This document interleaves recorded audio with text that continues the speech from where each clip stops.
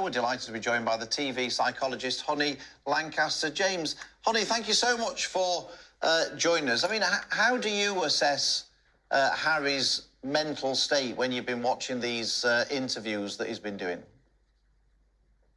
Well, the first thing I have to say is it's really important that no psychologist, no mental health professional tries to assess somebody purely on the basis of what we see in the media. Even if we are seeing an interview of someone talking themselves, no psychologist should do that. And so I sort of won't assess or diagnose or anything like that. But what I will do as a behavioural psychologist is, I suppose, give you my take on some of the things that I've heard Harry say himself about this whole issue, about why he has decided to write this tell-all book, about sort of what his motivations are for some of the things that he said, because I have found those really interesting to listen to. I think what's particularly interesting to me, because my specialist field is actually working with public figures. Our company, Onset Welfare, that's what we focus on. We work with people in the public eye who either live and work in the public eye.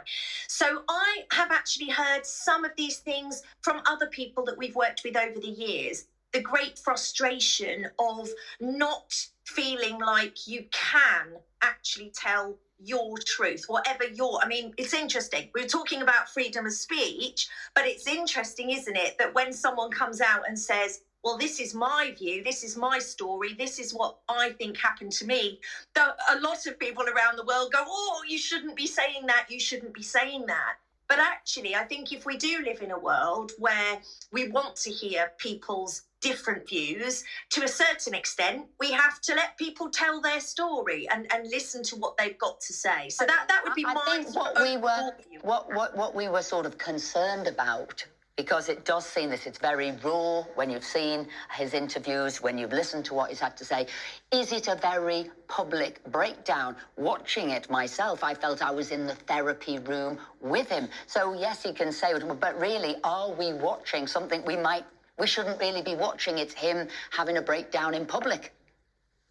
Well, I mean, again, as a psychologist, I always say there's a very fine line between a breakdown and a breakthrough.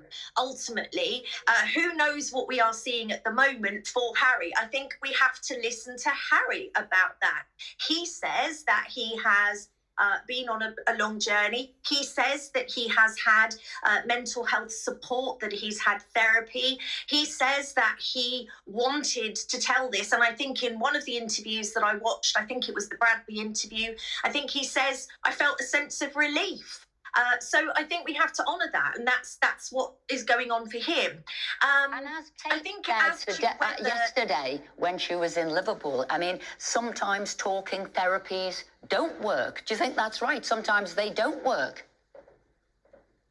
Oh, I mean, like any treatment for anything, they don't always work for everybody, for sure.